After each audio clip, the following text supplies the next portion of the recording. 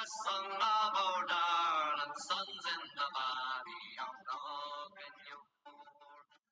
Accorda, we commemorate 3 brave soldiers of the Republican Army who were captured unarmed a couple of 100 yards from here, were tortured and murdered here at this spot by British forces backed by RUC native traitors.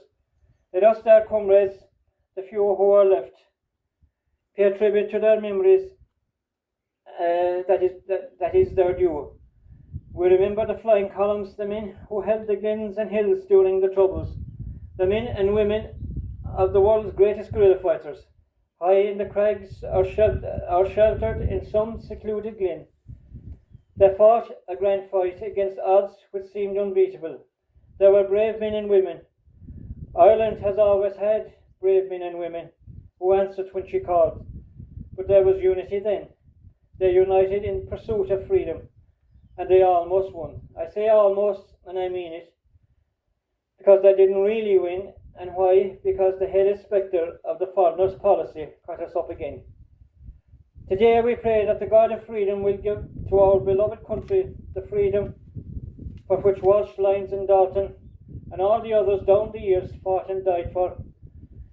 We remember this day in 1916 a wounded James Connolly was strapped to a chair and shot, and also on this day, the 12th of May 1981, Francis Hughes, one of Ireland's greatest guerrilla fighters, died in the H blocks of Blankesh. We know through painful experience that freedom is never was voluntarily given by the oppressor. It must be demanded by the oppressed, and use whatever means available to achieve that freedom, because the oppressed people cannot remain oppressed forever, and the yearning for that freedom will eventually manifest itself. A freedom fighter learns the hard way, as we all know here at Gortaglanna today. It is the oppressor who defines the nature of the struggle, and the oppressed is often left no option but to use the methods that mirror those of the oppressor. At a point when people cannot take no more, you have to fight fire with fire. There is, and never will be, part freedom. Nobody in the world, nobody in history has ever gotten freedom by appealing to the moral sense of the people who were oppressing them. If there is struggle, if there is no struggle, there is no progress. The struggle may be a moral one, or it may be a physical one, or it may be both moral and physical, but it must be a struggle. Power concedes nothing without demand. It never did, it never will. You cannot have crops without plowing up the ground first. In 1922, Britain offered the people of Ireland a part freedom, a strategic tactic to maintain control and avoid complete liberation. This partial freedom can be seen as a compromise and a distraction from the need of a full liberation, instead of continuity and no compromise. The world is a dangerous place, according today, as the genocide continues daily in Gaza, not because of the people who carry out this genocide and the countries who continue to arm them with missiles and money, but the silence of those countries who look on and do nothing. Silence encourages the tormentor, never the tormented.